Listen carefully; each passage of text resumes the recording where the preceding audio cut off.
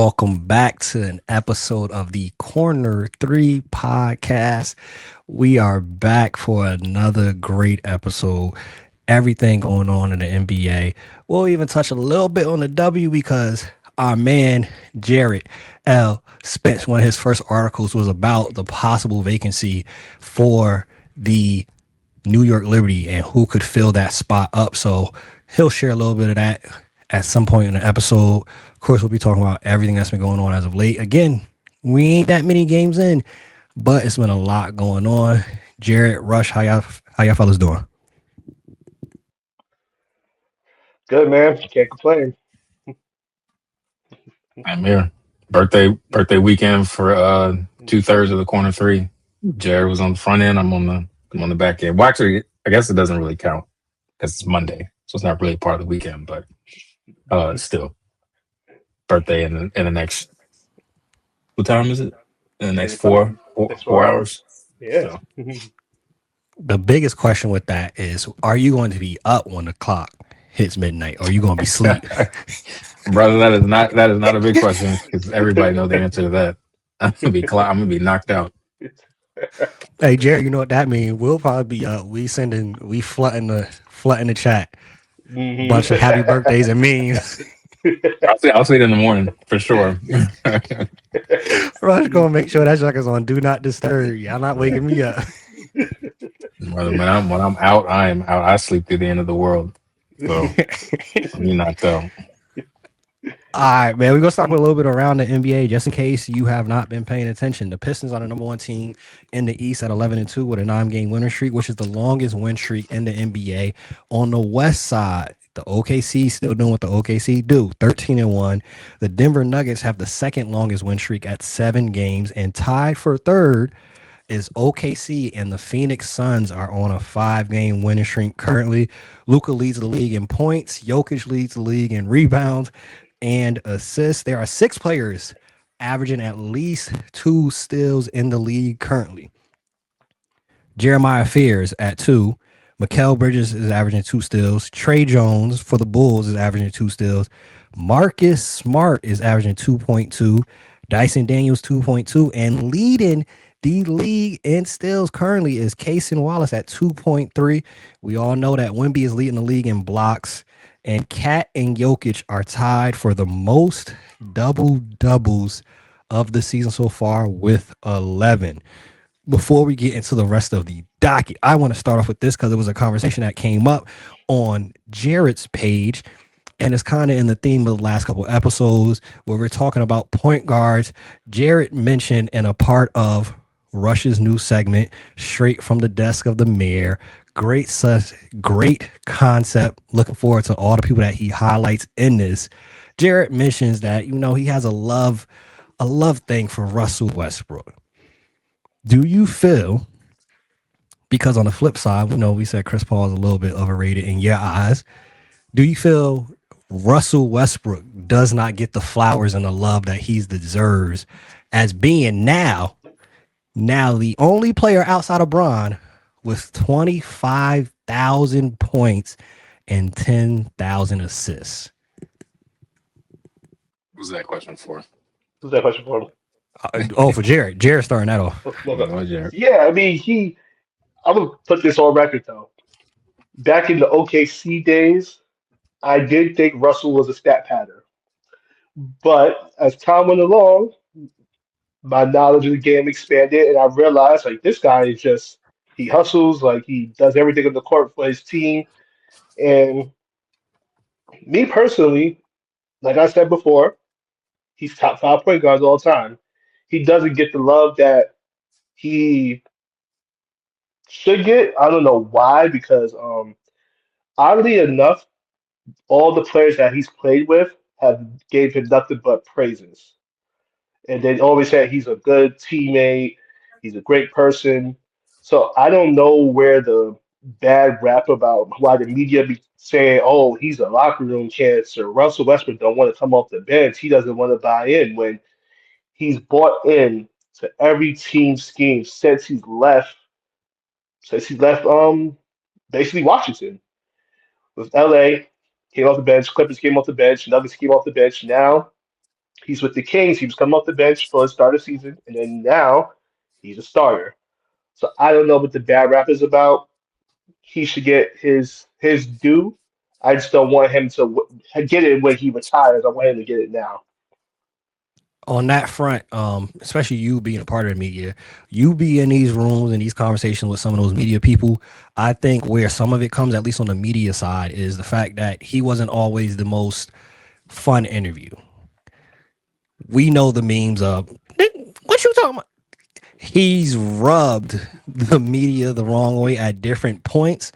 So I know on the media side, I've heard multiple different people in the media space, journalists and whatnot, kind of allude to that.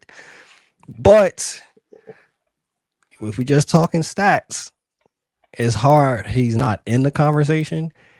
Only thing I have against Russ's game is I feel he's one of the players that you have been in the league for I don't know how long, and to be at the end of your career and there still is a question mark of the consistency of your jump shot. That's the only knock I have on his game, but definitely think he is one of the greatest point guards to ever play the game. Rush, do you feel the same way, or are you of the mindset that he's really in the middle of the pack of the all-time point guard conversation? You know, I started laughing. I started smiling when we started the segment, not because anything you're saying was funny. One, Draymond Green, I saw a video just hit my feed. He went like face to face with the fan at the Warriors Pelicans game in New Orleans. So that's just fun. That's just Draymond. He wasn't like in the stands. It looks like these are floor seats, or maybe right behind the stanchion. I can't really tell from this angle, but he and the fan are like, they're like this close to each other. Somebody said the fan was trying to rage bait him, but I'm also laughing because as it pertains to Russ in this conversation, the last time I made a comment on it online, I got accused of sneak dissing. So I just want to make sure that this is a safe space for me to share my opinions on how I feel about Russ. Not that it'll be controversial. I just want to make sure that it's a safe spot. It's a safe space. Okay, cool. I just want to make sure. No, I pretty much agree with Jarrett. I mean, if you just look what he's done, statistically speaking, and the impact he's made on a lot of the teams that he was on during his prime, and then even just on the down as the downswing begun. He's done, he's been elite, Hall of Fame, and it's going to be a Hall of Famer. He's had a Hall of Fame career. I do agree that, it's a shame that his jump shot didn't become as reliable as maybe a lot of fans would have hoped.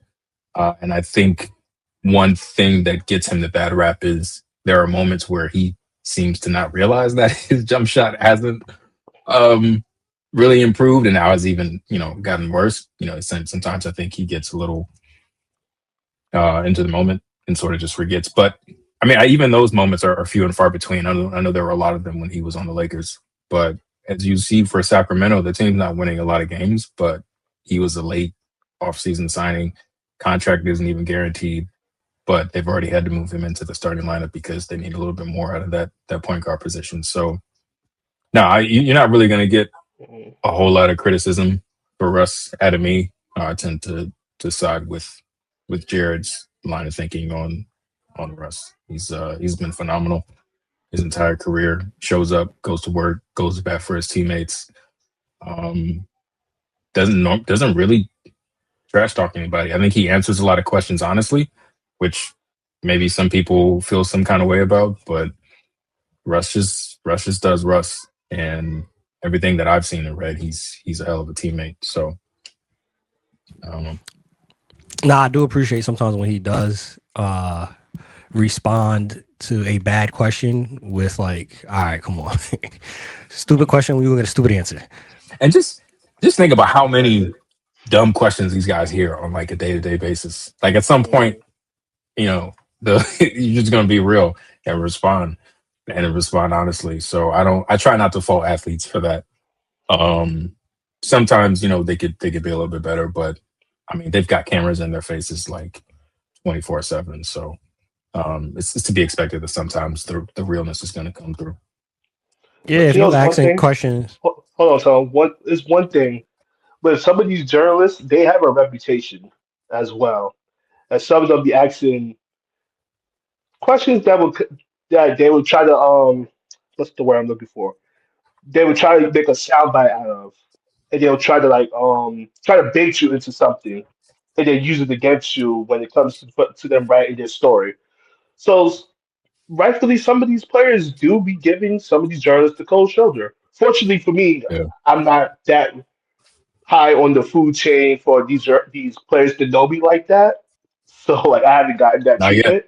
Not Not yet. yet, but I don't want to be in that conversation. But Right.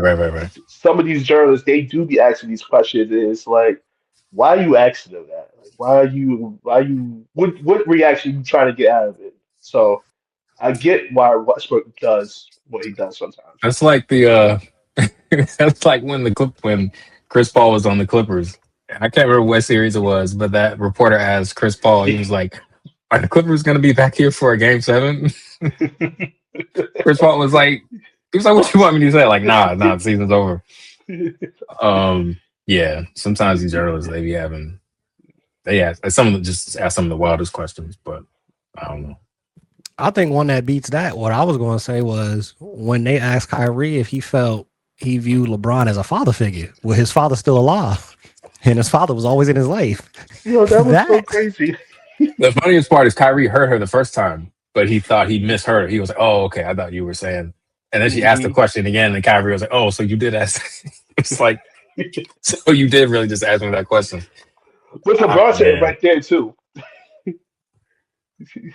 boy, I tell you, absolutely terrible. And regardless of that, man, when we have these press conferences and we have this back and forth, good question, bad question, was this a good move, a bad move? Nico Harrison, he's been let go, relieved of his duties. Was that the right move for the Mavs? Should they have waited the season out? Did they pull the trigger too soon? The firing of Nico Harrison, was it the right move or the wrong move? Rush, talk to me. so you over here, you doing rage baiting in episode rage baiting, asking that question. Was this the right move? You know, in all fairness, I've heard the conspiracy theories. I've heard the tin hat theories that Nico was a fall guy. This was really the Dumonts not wanting to pay Luca the max. Maybe that's true. Maybe there's an element of that that's true. Maybe all of it's true. That notwithstanding, the moment that Luca trade went through, the clock started on Nico's tenure in Dallas. It's just inevitable. It just was. Um, and I think the reason why he wasn't um, fired immediately, or one of the reasons why, is between the general manager and the head coach. Those are the two most easiest firings to make, on or changes to make on a basketball team, right? Like it's hard to trade a star. It's hard to overhaul a roster, especially like in season. But you can get rid of a GM. You always got a deputy or an assistant who can step up. Head coaches, you can get in with head coach. So I think, the teams all got off to a garbage start. They had that in their back pocket that they could let Nico go, and Nico got let go. And he said time will tell if he's right. I guess it was time that he was wrong. So obviously you hate to see someone lose their job. He made a move that, yeah, I don't know. He made the trade. I guess he thought it was a good trade.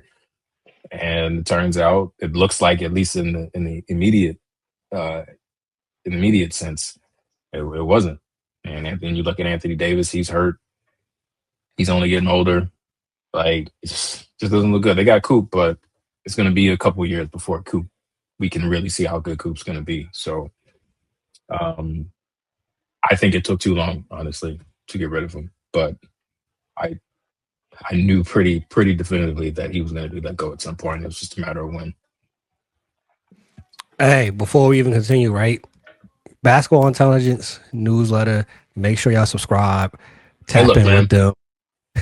I'm gonna need you to just pre-record, just pre-record this, so you stop forgetting every episode.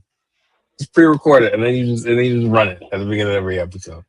No, I'm just giving you a hard time because I know you already do a Hey, lot, so it's easy to forget. it's it. It's in the description of every episode. So if you click on the description, it's right there. And shout out to Jarrett, Corner 3 shirt. The merch is dropping very, very soon. It'll be on our website. But I want to ask you, Jared. Somebody else got fired. And it worked out that we ended up having the show on Sunday because it happened after we would have originally had the show. Willie Green was let go. 2-10 Pelicans, 4-game losing streak. Was that the right move? Like, I know some who watch this later on could be like, "Oh, Tone was rage baiting," but a lot of people say, "Hey, you had some injuries, you had some things going on with Dallas. Maybe you wait till the All-Star break." Same could be said over with the Pelicans. Zion is out. You've had injuries up and down since Willie Green got there. You done switched general managers. You trade away your first round draft picks. Was it the right move of letting Willie Green go? Um, I don't know if it was the right move. I don't think Willie Green was a bad coach. I just think he was dealt a bad hand with that roster from the get-go. I think it's mostly the training staff needs to get fired. That's the one thing I think it is because like it just don't seem like nobody can stay healthy over there. And I always think back to when Dyson Daniels was asked about his time in New Orleans, and then he goes to Atlanta, and he's like, I don't know, it's must be something in the water in New Orleans. Like nobody can stay healthy. Like he couldn't stay on the court for nothing, and then he goes to Atlanta and he flourishes. So I don't know what it is, but I don't want to say Willie Green is the scapegoat of this situation because they did start off pretty bad, and I also think the situation of him starting Fears over Poole might contribute to something as well because it seemed like being that I'm Jordan Poole was on the Wizards last year, so I still follow a lot of Jordan Poole pages on Twitter, and there's a lot of people who kind of still follow him who's Wizards fans but still paying attention to the way he's doing in New Orleans. It seemed like that from what I'm hearing, there was some kind of beef between Poole and Willie Green. I don't know what it pertained to, but I'm assuming because he got put regularly to the bench. But the writing was kind of on the wall from the get go. New Orleans trying to go through a whole revamp.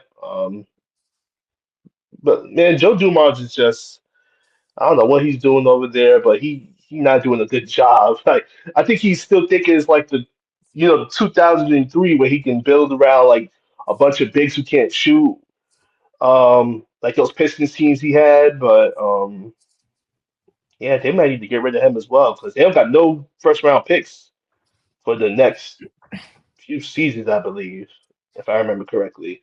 I may be wrong with that, but I know they don't have a first round pick in this next coming draft.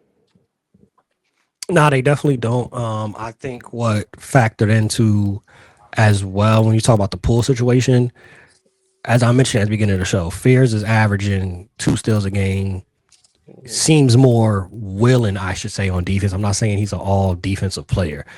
I think that factored into it, and probably we're not in these rooms, but I'm sure it was mixed signals being given to Willie Green because you don't make a move like that of benching Jordan Poole to play one of your rookies unless it was a mindset of like, let's play the young players energy type thing situation. Who knows what's going on? I wouldn't want to have that job. Like you said, I think he was dealt a bad hand. I didn't think that it's not often, especially for black head coaches, that you get the pick of your litter of where you get to go. But the Pelicans, I got some jump. That's not the best job that you Not a want to favorable have. job at all.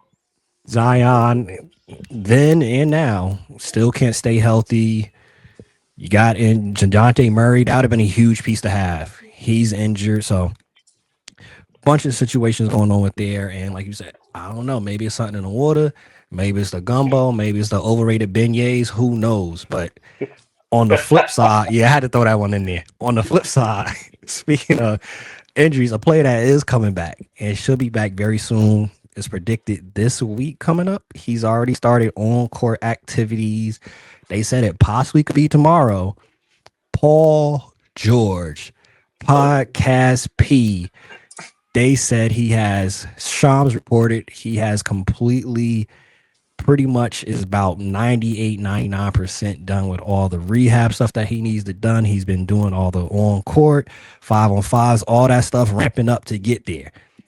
With how they've been playing and how their young players specifically have been playing, Jarrett, does Paul George returning complicate / kind of kill the 76ers momentum?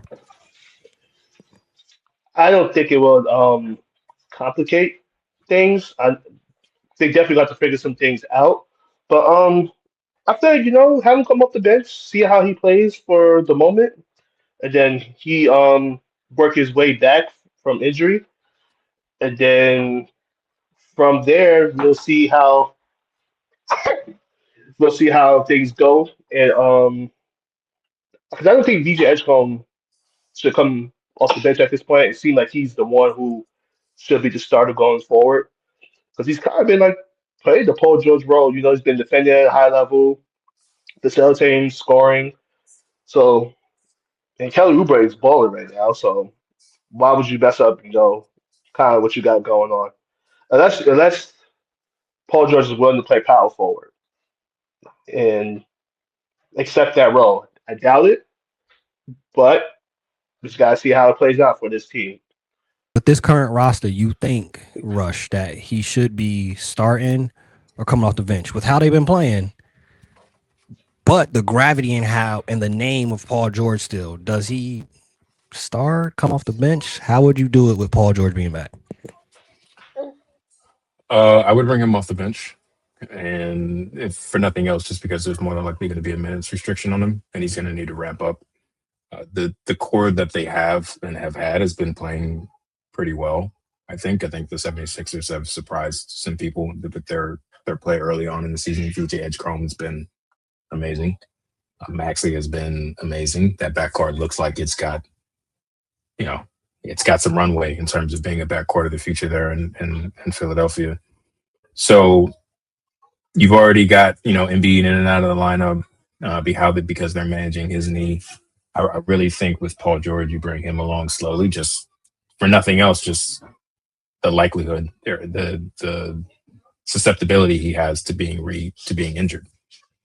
But I saw this post on Threads today. I think it was Ahmad who posted it about KD being the most portable player, like in the league, maybe in league history. You can just plug him into any system. On that spectrum, I think Paul George exists as well. I think you can put Paul George in any situation, and he can sort of fit into it. Now, that situation may not be great. That doesn't mean that they're going to immediately become finals contenders. But I do think that in terms of him working his way into what they've already established, I don't think you have to worry about him disrupting anything because Paul George is a pretty malleable player. Yeah, like Jarrett said, looking at the starting lineup, you're not coming in for Edgecombe, Oubre, how he's been playing. If he wants to start and they end up putting him in the starting lineup, it will probably be to take out Watford at power forward and put PG there. I think if I remember correctly, he mentioned with being with the Clippers, he didn't really like playing the power forward position. So I think I started with the Pacers when he came back from injury. yeah, so it might be embrace that 6-man role, buddy. And maybe it'll give you more as a 6-man, you have more time to, get back to podcasting. We'd love to hear from you. I mean, granted, he basically a year and a half injured.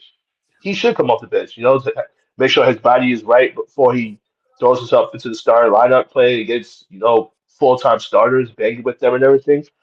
He should come off the bench, work his way back, ease his way back, I should say.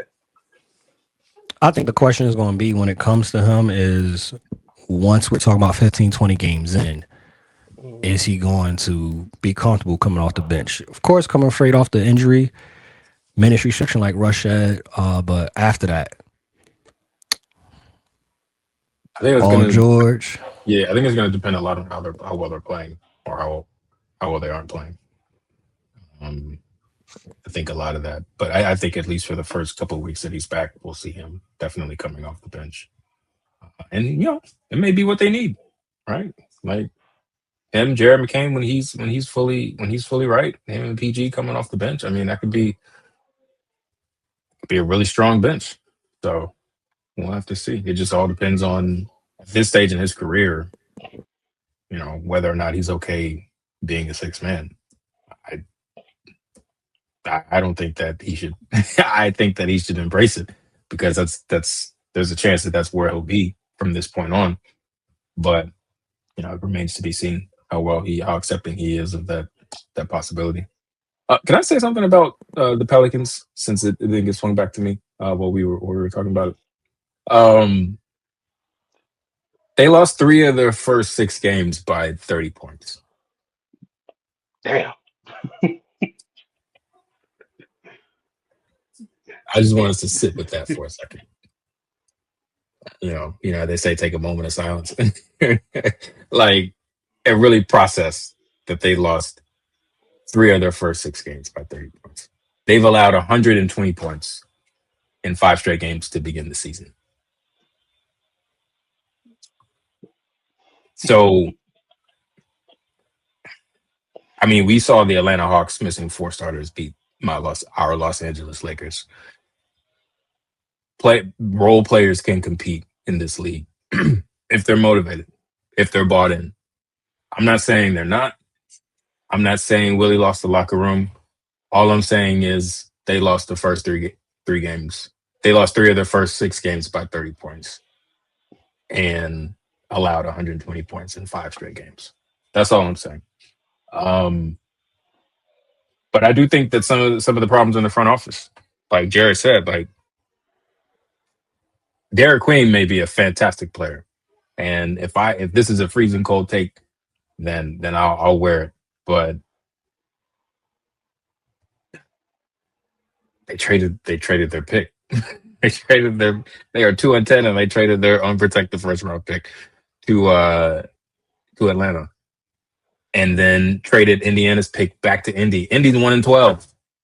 You could have had two top whatever picks in a draft class that is looking like it's going to be one of the stronger in recent history.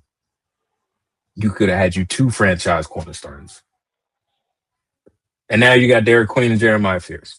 And 1 good hamstring on Zion Williamson.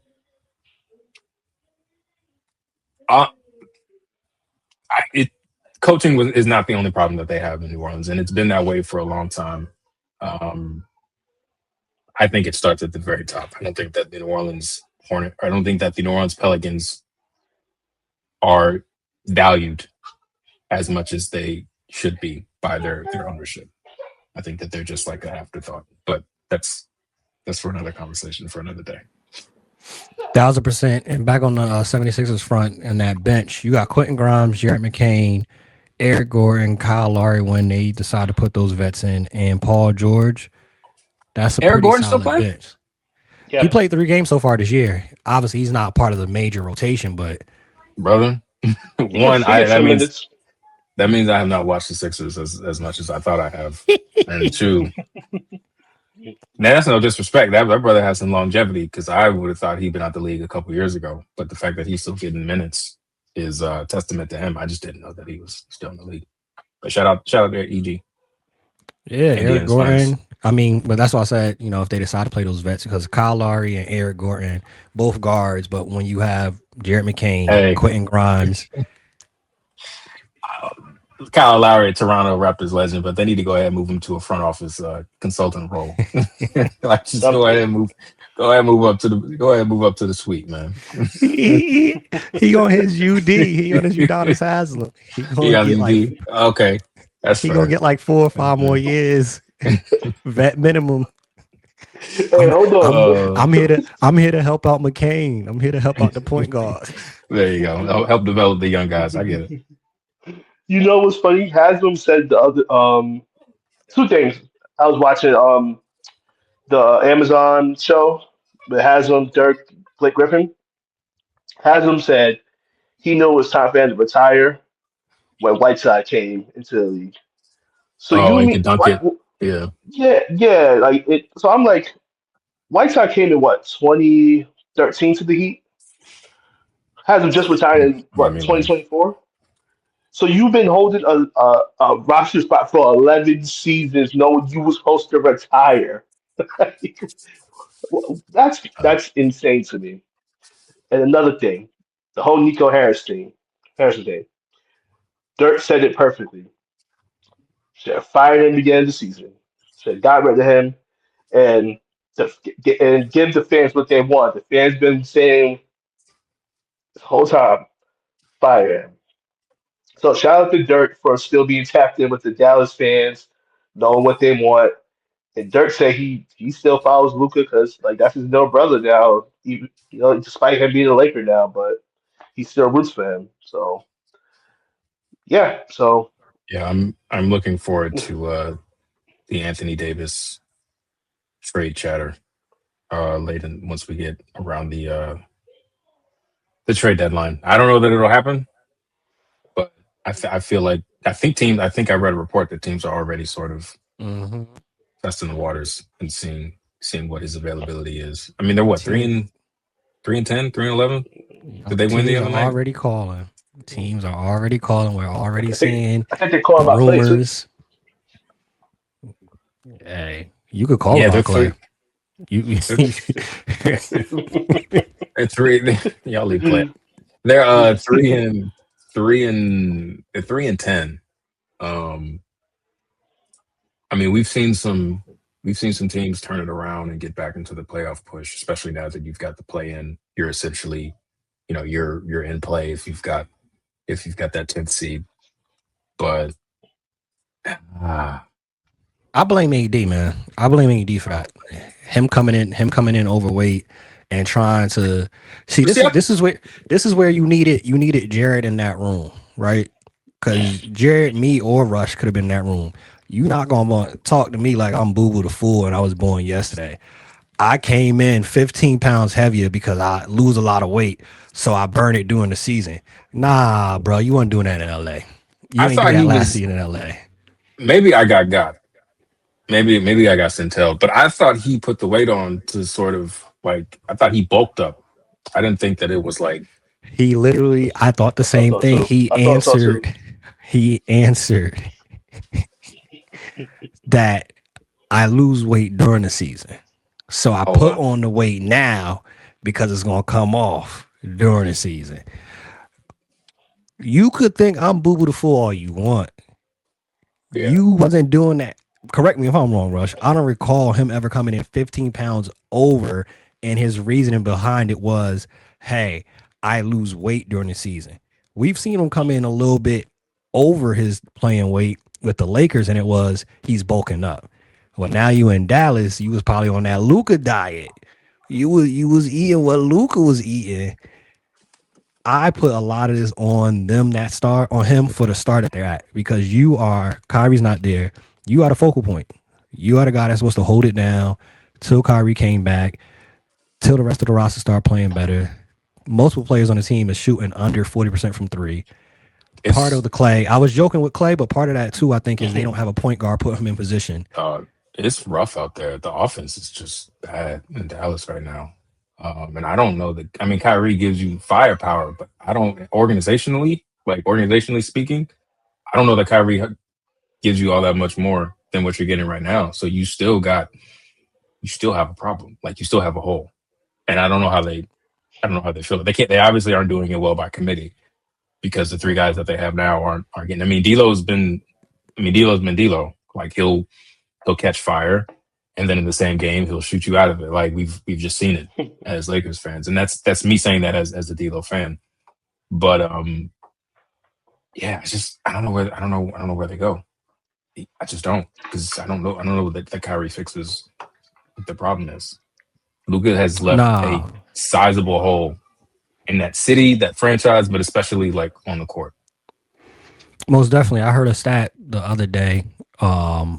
Forget it was one of those analytics that's not, on ESPN. It's on like Clean the Glass.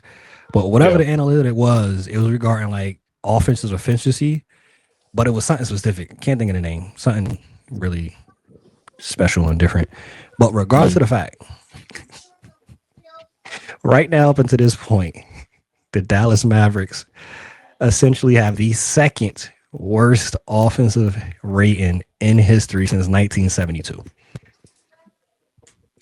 That's wild because the Brooklyn Nets play basketball in the National Basketball Association.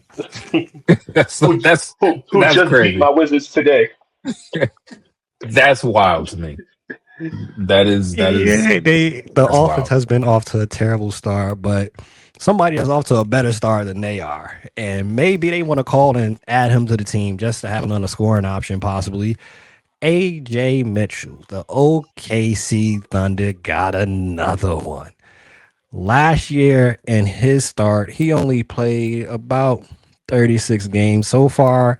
Coming into this season, the amount of games he's jumped from 6 points to 16.7 with 1.8 steals. The 6'4" guard from Santa Barbara. From what we've seen so far, what do you think the ceiling is for AJ Mitchell, Jarrett? From what we've seen so far, AJ Mitchell, OKC Thunder got another one. I don't know how Sam Presti keeps doing this. I don't know how he keeps getting away with this, but it's crazy because like they got like a million draft picks over the million first round picks in the next few seasons. So he's gonna keep finding these gems. I'm honestly surprised because he AJ Mitchell he's been balling. I didn't expect him to do much this season. I mean, I, frankly I wasn't familiar with his game like that.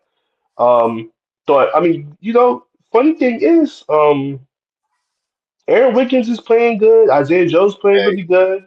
Yeah, like that whole hey, team is just deep. I hate to interrupt you, but I was What's just up? looking at his basketball reference page.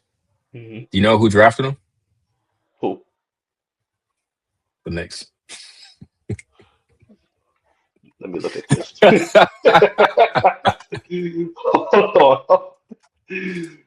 So Oh, how did they get second him then? round, second round, eighth pick. I imagine it was a trade, but they probably traded his rights. But basketball reference Uh, saying New York Knicks, second round, eighth pick. So OKC got the Knicks to thank. Knicks tape. oh my gosh. How did this happen? Let me look at his Wikipedia. How did this happen? Oh, man. Hey. Okay. So he was selected with the 38th pick by the New York Knicks. Immediately on draft night, he was traded to OKC in exchange for the 40th overall pick in the 2024 draft in cash. Who was the 40th It's pick like in that who's the draft, 40th Russ? pick? Because it might be. I mean, AJ Mitchell Hey. looks like he's gonna be all right, but depending upon who that 40th pick is, We just started a deep dive. we Huh? did, we To did. the 2024 draft? Also, Iguodala? He's That's in not. He's Portland. not. Yeah, he's not. He's not with the Knicks. So dang. Yeah, so I think they probably had a pick from Portland or whatever. It's probably some weird swaps And your forever. Knicks, Them your Knicks swaps be had him. Your weird. Knicks had him, man. They could have. But you know what's funny though? He probably would have been buried on the bench because of Yeah, Tibbs you ain't got a gonna lot show of up Tibbs. nobody. Tibbs exactly because Tibbs, like I see the stat about that. Like the Knicks last year averaged what like 14 points off the bench last year, and now they're like 44 off the bench. So it's like, yeah, every stat not to go down a rabbit hole, but not every stat I've been seeing this year with the Knicks makes it look worse on Tibbs. It looks crazy right now. Because Jordan Clarkson and Andrew Shannon come off the bench for 20 plus. Oh, Shaman just had Look, himself a game the other night, right? yeah, they Was like it like 30, 36? 36. Yeah. When was the last time we had someone come off the bench for 30 something points? Bro, during that game, that's the first time since I think they said the Ewan era, maybe before Yes. that, where they had two players off the bench to score Mm-hmm. 20. Yep. That's 30, Mm-hmm. 40 years. Yep. I heard that stat too. Hey, Rush, back on topic. What have you liked from watching AJ Mitchell? Is this sustainable? Um, yes, I do think it's sustainable, and nothing about what I what I watch nothing about what I see when I watch him play gives me like fluke or just hot streak. Like this is a really solid basketball player who can switch it up on offense. He can get to the hoop. He can obviously shoot it a little bit.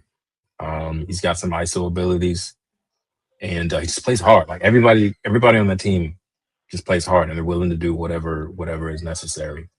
And you're talking about a team that's missing an All NBA player, and has not skipped a beat. I mean, they were battle tested those first couple games of the season, and they were able to pull it out. One, because they've got Shea, arguably the best player in the game, but because you've got guys like AJ Mitchell stepping up. Chet has raised his game. Hardenstein is still solid. Casey Wallace has gotten better. Caruso is still putting the clamps on people and giving you a little bit of offense. Like it's just, I want to say I'm pressed and investigated. I don't know. Like no, I'm serious. I'm not serious, but I'm serious. Like I don't know how he does what he does, but I want him investigated. I want to know why he's able to do things that like 95% of the rest of the GMs in the league can't do, or presidents of basketball operations, whatever his official title is. It's just not. It's not right. It's not fair. And he got all these draft picks, man. Hey, They need they to. said I need somebody to send Adam Silver a letter written in Comic Sans talking about how unfair it is that OKC is as good as they are. They need to offload some of them assets to make it fair for the rest of the league. Man, they've just been great. I keep looking for holes to poke in that team, and they're just amazing. they And it just sucks got because it just sucks because now I get Evans always talking trash to me, and I just got to take it because there's nothing I can say to come back to him. Like your team is elite, and my team is mid to good. Like it's frustrating. But go ahead, Tom. I was gonna say they just got deeper, man. J Dub not even there. And now when J Dub comes back, you have yet another option coming off the bench in AJ Mitchell, man. Like, And then you got Wiggins. Jang looks like he could still be developing into something. Chet's coming into his own. Like, yeah, them and the Spurs. The Spurs are set up nicely too because they possibly could have a lottery pick next season. Again, with Castle, with Harper, who looks very good, especially once he comes back. And Wemby to that mix. Good Lord. Speaking of that team, did y'all have a problem? Did y'all have a problem with De'Aaron Fox taking that last shot? Should they have gotten the ball to Wemby some way, somehow?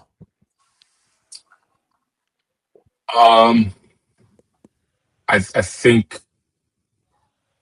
yes, they should have tried, but I mean, you're talking about a really savvy team and a really savvy defensive mind in Draymond Green that they're gonna make it really difficult for you to do that. And I mean, De'Aaron Fox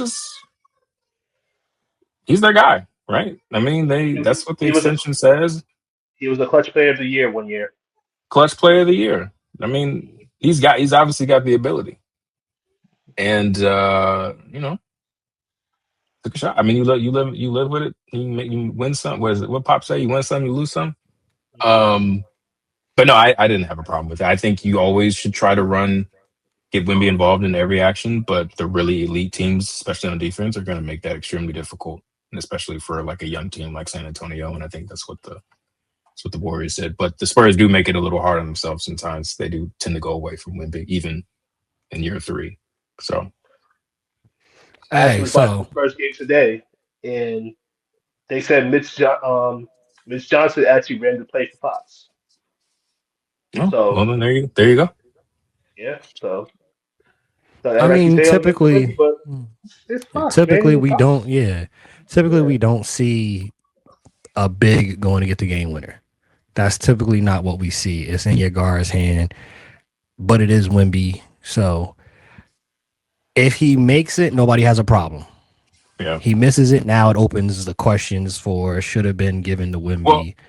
I don't think it would be as big an issue if they didn't have a sustained history of like just not passing him the ball, like especially early on in his career. Um, and just with like we talk about the gravity that he has. I mean, I think he's skilled enough as a playmaker to be able to make the right play if Golden State tries to send, multiple bodies at him, which you almost have to at this point, right? So, I mean, I'm not an NBA coach. I'm not even qualified to, to be a video, to run the video in practice to be responsible for that. So I'm not going to second guess Mitch. He's done a fantastic job. If that's the play he called, then you just live with it. Hey, we haven't had. I think the last person to do it was David Robinson, a quadruple double in a game. Jalen Johnson almost did that this early in the season. We talked about him before the season started. One of the players that could have a breakout season, one of the players that could be most improved. It's just a matter of will he be healthy? I'm gonna run down that stat line for you. It was Who 31. who mentioned him as a potential? Who wasn't? I honestly don't know. Do you remember? Oh, I did. Yeah, I did. Damn, I thought it was me. I was about to gloat. Go ahead. Continue on. We don't need to talk about it. Yeah, 31 points, 18 boards, 14 assists, and 7 steals. He's averaging 21, 9.5, and 6.3 assists on 57.9 from the field. Jarrett. Should these Atlanta Hawks actually be focused on building around Jalen Johnson over Trae Young? Yes, and I'm gonna tell you why. Um, the way the league is now, it is point guards are always going to be in the premium in this league, but most of the great teams over the recent years have ran through bigs and wings, a la the Jokic's, the LeBrons of the world, the Embiids, the Wimbies. So these versatile bigs who can, do it all, can score, pass, rebound, defend. I feel like Jalen Johnson is showing he could be that guy. Should they keep Trey Young if possible? Yeah, I mean, if should have as much talent as you can keep, barring salary cap, whatever the case may be. But Jalen Johnson should probably be more of the focal point of the offense because it's funny that Trey Young is out and like the Hawks are still top rated team in the league. Right? It says something. So with Dice Davis playing point guard, and you know what's funny? When I was looking through their stats over the season, Jalen Johnson lead them in assists. So that Dyson Davis. Dyson Davis, I think it's at like close to five, maybe the over five, and Jalen Johnson's at six. So it's like to me that's super impressive. Um, Granted, if they can find a good deal for Trey, hey, why not? So long as it keeps them in being able to be a contender. But I think the verdict is still kind of out if the Hawks are contenders this season. Rush, Jalen Johnson. I'm gonna throw it back to you. We pass it back on the other side of the room. How are you feeling about Jalen Johnson's start? And should we be talking about having him as the focal point, the person that you build around in Atlanta? I saw what you did too, by the way, Jerry. Yeah. Throw it back. I'm gonna say no. Not right now because you do still have Trey Young on the roster. However, I do think his emergence makes the Trey Young situation that much more interesting because he was extension eligible in this offseason, I believe, and it didn't get done. I'm not in the throes of what's going on down there in Magic City, But I don't know if it was a matter that it wasn't offered or that it was offered, but the number was like I don't know. I just do know that he is eligible for a 4-year, $229 million extension. He's got a player option for next year. So I don't know. Franchise guy, I would have thought he'd have been offered an extension. Lakers' first priority was to get the Luka extension signed. Now, I'm not putting Luka and Trey in the same tier because obviously they're not. But if it's your guy, you do what you can to lock him up. That didn't happen with Trae Young. So I don't know. If Jalen Johnson is doing well and the Hawks are doing well, which they're 7-2 since Trae Young went out, relatively small sample size, but I mean it's 7-2. I actually said if the Hawks are winning while Trae Young is out, that narrative is not going to be nice because people are going to say hey, they haven't been winning with Trae, but they look good without him, and we all know how everybody likes to play in the recency bias. So I think while Trae is on the team, you still make him the focal point. Obviously, you continue to develop Jalen and let him do what he's been doing. But I think it's going to be very interesting what happens in Atlanta this offseason. Obviously, Trae can just opt in, right? And then he gets his 49, 46 million, whatever it is. It's just stupid money going around the NBA. Going around the NBA these days. But after that, I don't know, man. It's going to be real interesting in Atlanta. But the good news is that regardless of what happens with Trae, is that they've got an amazing talent in Jalen Johnson. You don't fluke your way into the kind of night that he's had and the kind of year that he's been having. So I'm just really happy that he's been able to come back from his knee injury as strong as he has, because it's not just a given that players are going to bounce back from those. So that's my take. Real quick, Jerry. He mentioned you want to make sure you lock your guys up. Under Armour did not lock up Steph and Curry. They cannot come to an agreement. Do you see Steph Curry going elsewhere to one of the bigger brands, or do you think he goes into a situation where he starts his own thing? Like I was talking to a few of my friends about it. I thought he probably would become a independent because I mean Steph Curry at this point in his career he doesn't need a big name sneaker company to back his brand.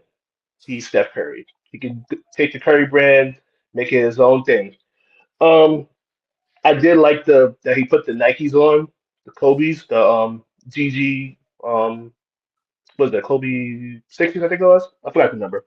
I lose track of all the Kobe numbers. But yeah, people say, oh, he's probably gonna sign with Nike now, but I mean, I don't know. I feel like he's kind of going to just do the Kobe route and just kind of wear a bunch of different sneakers like during that time frame and Kobe was a free agent. Just wear a different bunch of brands in pregame warmups. Because technically, Steph is still under contract to 2026. That's when he's going to be a free agent, technically. So, who knows? They may figure out something. Who knows? But if if it was me, and I'm Steph Curry, I'll cut out the middleman, and I'll be my own man, make my own brand. Because why not?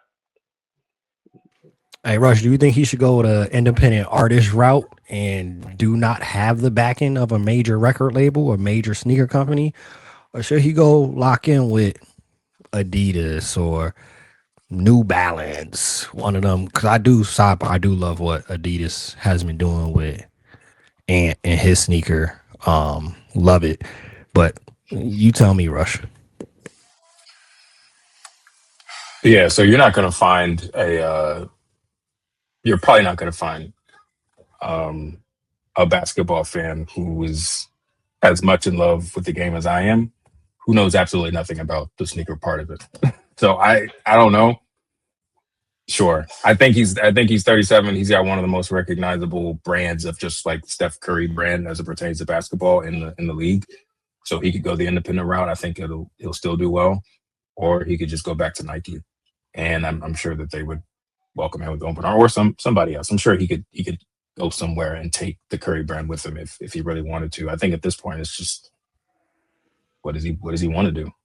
And then have to doesn't have to go any which way. So I'm just as curious to see more specifically what happens to the athletes that are signed to the Curry brand that have deals. Like what happens with those? Do those just expire if he goes with somebody else? So that's what's interesting, because I think it's normal for athletes to change sneaker brands, but for those that have like sub brands, that's a little more like unusual. Normally, those athletes that have the sub brands stay with that sneaker company. So that's a little unprecedented, I think. So that would be the part I'm watching. I'll be curious to see what happens, but in a general sense, like I don't know. I probably won't buy him either way, because I don't really buy shoes like that no more. So Hey, it's no problem. A lot of people wasn't buying no more Stephs anymore after the first couple ones drop. yeah, They ain't in regards of look and whatnot. They not the best sneaker on the market. Didn't they have something with one model that they like dropped? They like had drones carrying them and would like drop them. Was that Steph? Or am I remembering somebody else? I think it was. Hey, it might have been like a partnership with some drone brand or something, but they were supposed to like drop Curry's like some shoe boxes from the sky. I'm gonna. That's what you ain't gotta Google it. It sounds about right. It checks. That's what you gotta do when you when you went Under Armour.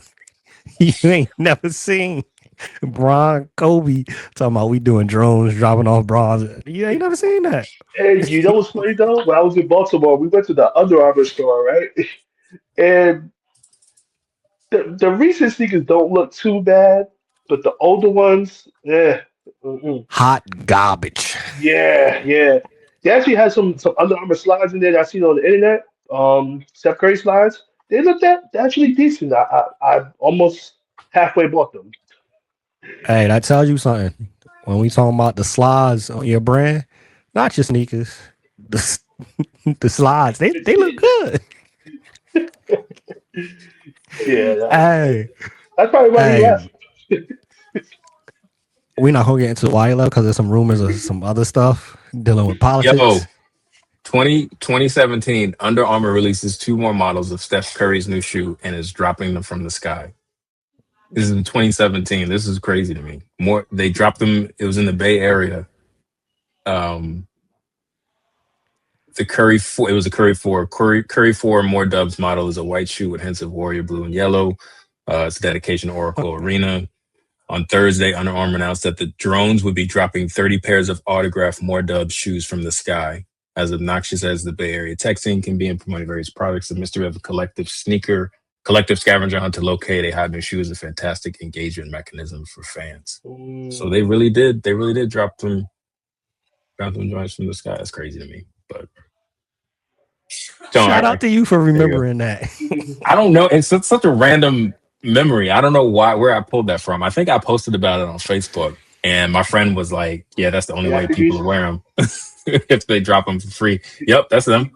Mm-hmm. See, that's part of the issue too. When you have his ankles, you don't leave much room for variety on the sneakers that you make. Because you remember when Kobe had the Achilles and that first sneaker he dropped after, those look like. I hated those sneakers. Those look like he was going to war. He was about to. I was like, this looks like a walking boot. Those were so bad. Oh my goodness! But we're gonna end off the show. We gonna have every episode, if possible, a player of the week. Jarrett, you start us off. Who's your player of the week this week? The week of 11, ending in 11/16. This week, who's been your player of the week? I gotta go with Landry Shamet. Career high, 36 points. Come off the bench, man. I was so happy seeing that. I watched that entire game because it's funny. Cat started it off, and then Shaman and Clarkson just took over. Like at a point, I think Shaman hit like 5 shots in a row, and it was just like, oh, what do we have it right now? Like, what is going on? But yeah, that's my player of the week. I'm happy that they actually decided to sign him. Rush, your player of the week. I'm gonna go with the guy we just talked about, Jalen Johnson. I don't know that you can put up that kind of stat line and not be a top contender for player of the week, and just the fact that he's been playing really well. So I'll make mine short and sweet. Yeah, we'll be adding this on throughout the season. We'll even do kind of like what the NBA does too, player of the month. We'll do those type of things to keep y'all updated to see how we are viewing the season. It could be the same as what the league views. It could be different, but that's the great thing that you're gonna get here at the corner three. You're gonna get some great takes. You're gonna get some great insight, some great analysis on the game of basketball. And y'all know the best three is a corner three. We out.